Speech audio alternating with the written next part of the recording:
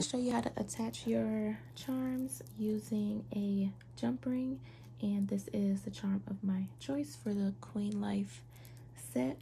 We have finished our waist beads and secured it, so let's attach our The two tools that you need is 2 sets of pliers. I would suggest the needle nose pliers and nothing with teeth in it because that tend to leave marks in your component, so just use something flat. So let's come closer.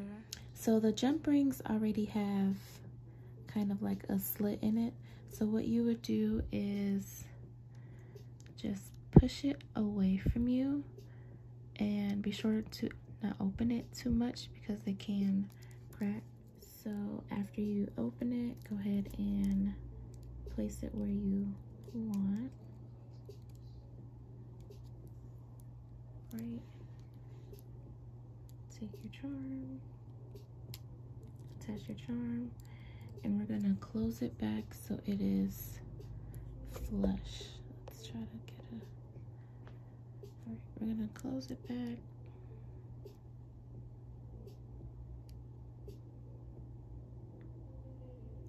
And just trying to make sure it is flush with the other side.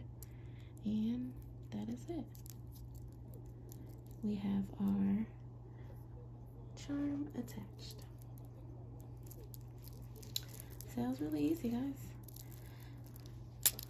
And our waist bead is finished. This is my labradorite waist bead, labradorite and pearls.